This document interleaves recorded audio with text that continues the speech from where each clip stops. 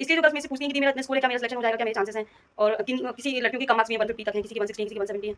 तो वो और अभी कट ऑफ के वीडियो आते जा रहे हैं कि इतना कट ऑफ जाएगा, इतना कट ऑफ जाएगा, और लड़कियां टेंशन में, कह रही मेरे मार्क्स इतने आए तो मेरा तो मतलब होगा ही नहीं। अब मैं बहुत खुश हो जाऊंगी, नहीं मेरे तो बहुत अच्छे मार्क्स है, मेरा सिलेक्शन तो पक्का है। नहीं, कोई भी अभी नहीं सोच सकता है कि किसका सिलेक्शन पक्का है, किसका सिलेक्शन नहीं पक्का है। हेलो एवरीवन, कैसे हैं आप सब और कैसी चल रही है आपकी स्टडी। तो महिला सुपरवाइज़र के एग्ज़ाम्स ख़त्म होने वाले हैं। आई थिंक 2 या 3 एग्ज़ाम और रह गए हैं, फिर हम वेट करेंगे रिज़ल्ट का। और आज हम बात करने वाले हैं सबसे ज़्यादा डिमांडिंग टॉपिक के बारे में। मतलब जब से मेरा एग्ज़ाम ख़त्म हुआ है और जब से जैसे-जैसे सबके एग्ज़ाम ख़त्म होते जा रहे हैं गर्ल्स के, तो बस सबके मन में बस एक ही सवाल आ रहा है कि रिज़ल्ट क्या होगा। और सबसे इम्पोर्टेंट थिंक हमारे जो दिमाग में आती है वो कि नॉर्मलाइज़ेशन की प्रोसेस कैसे होगी, नॉर्मलाइज़ेशन कैसे होता है। आज हम बात करने वाले हैं नॉर्मलाइज़ेशन के बारे में, क्योंकि मेरे पास बहुत सारे मैसेज आ रहे हैं बहुत दिनों से और मैं अवॉइड कर रही हूँ, क्योंकि मैं नहीं चाह रही कि मैं भी इस टॉपिक पे बात करूँ कट ऑफ और नॉर्मलाइज़ेशन को लेके, क्योंकि अभी एग्ज़ाम पूरे ख़त्म हुए नहीं हैं और कट ऑफ कोई डिसाइड कर नहीं सकता अभी जब तक सारे एग्ज़ाम्स ख़त्म नहीं हो जाते। लेकिन फिर भी लोगों के गर्ल्स के बहुत ज़्यादा मैसेज आ रहे हैं, लगातार मैसेज आ रहे हैं, तो मुझे लगा कट ऑफ के बारे में तो मैं बात नहीं करूँगी क्योंकि कट ऑफ अभी डिसाइड नहीं कर सकते। लेकिन नॉर्मलाइज़ेशन कैसे होगा, उसकी प्रोसेस क्या होगी, नॉर्मलाइज़ेशन क्या होता है, उसके बारे में हम ज़रूर बात कर सकते हैं। सबसे पहले हम बात करते हैं कि नॉर्मलाइज़ेशन होता क्या है। नॉर्मलाइज़ेशन का हिंदी मीनिंग होता है सामान्यीकरण, और सामान्यीकरण का मतलब होता है किसी भी चीज़ को इक्वल कर देना। जैसे कि जब शिफ्ट में एग्ज़ाम होते हैं तो उनको सब अलग-अलग लेवल पे होते हैं, तो उनको एक समान इक्वल कर देना सबके लिए, वो होता है नॉर्मलाइज़ेशन। अब हम बात करते हैं कि नॉर्मलाइज़ेशन की ज़रूरत हमको क्यों पड़ी। नॉर्मलाइज़ेशन की ज़रूरत हमको इसलिए पड़ी क्योंकि जो पहले एग्ज़ाम होते थे वो वन डे एग्ज़ाम होते थे। मतलब एक ही दिन में सारे लोगों के लिए एग्ज़ाम हो जाता था। तो जो पेपर का लेवल होता था वो सबके लिए सेम होता था, मतलब इक्वल होता था। ना किसी के लिए हार्ड, ना किसी के लिए ईज़ी। लेकिन अब जब से शिफ्ट में एग्ज़ाम होने लगे हैं, जब से एग्ज़ाम जो कंप्यूटराइज़्ड हुए हैं, तो वो एक शिफ्ट में, मतलब एक दिन में नहीं हो पाते वो एग्ज़ाम। होता वन डे एग्ज़ाम ही है, लेकिन वो अलग-अलग शिफ्ट में होता है और अलग-अलग डे पे होता है। तो उसमें होता क्या है कि जब अलग-अलग शिफ्ट में एग्ज़ाम होते हैं तो किसी का जो एग्ज़ाम है वो ईज़ी आ जाता है और किसी का एग्ज़ाम है पेपर वो टफ़ आ जाता है। तो फिर जिसका एग्ज़ाम ईज़ी आया तो उसके मार्क्स अच्छे आते हैं और जिसका एग्ज़ाम टफ़ आया उसके मार्क्स कम हो जाते हैं। तो इस चीज़ को सुधारने के लिए, इस चीज़ को नॉर्मल करने के लिए, एक जैसा करने के लिए, सामान्य करने के लिए हमको नॉर्मलाइज़ेशन की ज़रूरत पड़ी। अब बात करते हैं कि नॉर्मलाइज़ेशन होता कैसे है? ये सबके मन में मतलब सवाल उठते रहते हैं और ये सबसे इम्पोर्टेंट चीज़ है, क्योंकि बस लोगों को ये पता है कि नॉर्मलाइज़ेशन में मार्क्स घटते-बढ़ते हैं। किसी के मार्क्स कम हो जाते हैं, किसी के मार्क्स बढ़ जाते हैं। लेकिन ये नहीं पता कि ये मार्क्स घटते-बढ़ते कैसे हैं। तो मैं आज आपको बताती हूँ कि नॉर्मलाइज़ेशन में कैसे मार्क्स घटते और बढ़ते हैं। देखिए, इतनी शिफ्ट में एग्ज़ाम होते हैं, जैसे कि हमारा जो एग्ज़ाम है वो 38 डेज़ तक चला है।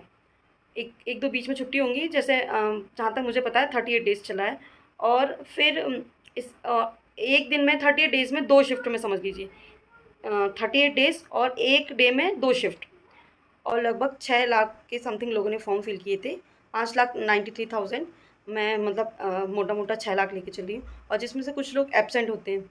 तो जो टोटल नंबर ऑफ़ स्टूडेंट होते हैं उनको उस शिफ्ट में 38 शिफ्ट में हमारे एग्ज़ाम हुए हैं। तो 38 इंटू 2 मतलब 2 शिफ्ट में हमारे एग्ज़ाम हुए हैं 1 दिन में, तो 76। अब 76 को हम डिवाइड कर देंगे, 5.5 लाख में हम 76 से डिवाइड कर देंगे। तो इस तरह एक दिन में कम से कम 7,500 से 14,000 तक लोग बैठे हैं एग्ज़ाम में। अब आप लोग खुद ही सोचिए, इतने सारे लोगों ने फॉर्म फिल किया, इतने सारे लोगों ने एग्ज़ाम दिया, इतनी दिन तक हमारे एग्ज़ाम चले और एक दिन में लगभग 14 से 15,000 लोगों ने एग्ज़ाम दिया और 38 डेज़ हमारे एग्ज़ाम चले। तो नॉर्मलाइज़ेशन की प्रोसेस तो इसमें ज़रूरी है ही बिल्कुल। अगर नॉर्मलाइज़ेशन नहीं होगा तो फिर क्या मतलब, फिर तो कोई मतलब ही नहीं निकलेगा। किसी का पेपर ईज़ी है तो उसके अच्छे मार्क्स आ गए, और किसी का पेपर टफ़ है तो उसके कम मार्क्स आ गए। तो ये इक्वल कहाँ हुआ? ये इक्वल नहीं हुआ ना, मतलब यहाँ पे नॉर्मलाइज़ेशन ज़रूरी है ही। तो नॉर्मलाइज़ेशन अब कैसे होगा नॉर्मलाइज़ेशन? तो हर स्टूडेंट को यही लगता है कि मेरा पेपर टफ़ था, मेरा पेपर टफ़ था। कोई भी इंसान ये नहीं बोलेगा कि मेरा पेपर ईज़ी था या फिर हमारी शिफ्ट ईज़ी थी। तो इस चीज़ को मतलब ये किसका पेपर टफ़ था, किसका पेपर ईज़ी था, ये आप और हम डिसाइड नहीं कर सकते। ये डिसाइड करेगा व्यापम। अब व्यापम कैसे डिसाइड करेगा? उसके लिए उसने दिया है एक एनईपी फ़ॉर्मूला। एनईपी का फुल फॉर्म होता है नॉर्मलाइज़्ड इक्वी परसेंटाइल स्केलिंग। तो इसके बेसिस पे वो हमको हमारे मार्क्स नॉर्मलाइज़ करेगा। अब मार्क्स किस तरीके से नॉर्मलाइज्ड होंगे ये भी मैं आपको बताती हूँ। अब हम बात करते हैं कि नॉर्मलाइजेशन की प्रोसेस कैसे होती है और मार्क्स नॉर्मलाइज कैसे होते हैं, और हम मतलब कैसे पता चलता है कि इस शिफ्ट का एग्ज़ाम टफ था और इस शिफ्ट का एग्ज़ाम ईजी था। तो उसी के बेसिस पे हमारे मार्क्स नॉर्मलाइज्ड होते हैं।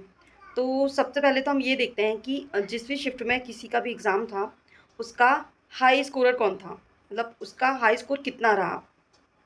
फिर देन ये चीज़ देखी जाती है कि उसका एवरेज स्कोर कितना था। तो हाई स्कोर और एवरेज स्कोर के अकॉर्डिंग उस शिफ्ट की हार्ड और ईज़ीनेस पता चलती है कि वो जो पेपर था वो ईज़ी था या टफ था। जैसे कि मान लो किसी के एक शिफ्ट में 160 मार्क्स आए, हाईएस्ट स्कोर 160 है और एवरेज स्कोरिंग उसी शिफ्ट की 120 है। देन अगर जो नेक्स्ट शिफ्ट है उसका हाई स्कोर 180 है और उसकी एवरेज स्कोरिंग 150 है। तो उससे पता चल जाएगा कि सारे लोगों ने 150 के अबव मार्क्स गेन किए हैं, 180 तक हाई स्कोर गया है, तो मतलब उस शिफ्ट का एग्ज़ाम इजी था। और जहाँ पे 160 हाई स्कोर था और एवरेज स्कोरिंग 120 थी, मतलब 120 तक ही सब लोगों के मार्क्स आ पाए हैं, 160 बहुत ही कम लोगों के मार्क्स आए हैं, जो हाई स्कोरर है वो 160 है, तो उस शिफ्ट का एग्ज़ाम टफ था। इस तरीके से शिफ्ट की टफनेस और इजीनेस का पता चलता है। किसी भी शिफ्ट की हार्डनेस और इजीनेस पता करने के बाद हम उस शिफ्ट के स्टूडेंट्स का परसेंटाइल स्कोर निकालते हैं। अब परसेंटाइल स्कोर कैसे निकाला जाता है वो मैं आपको बताती हूँ। जैसे कि आप मेरा एग्जांपल ले लीजिए कि मेरा जिस शिफ्ट में एग्ज़ाम था उस शिफ्ट में मैं मेरा स्कोर सबसे हाई रहा।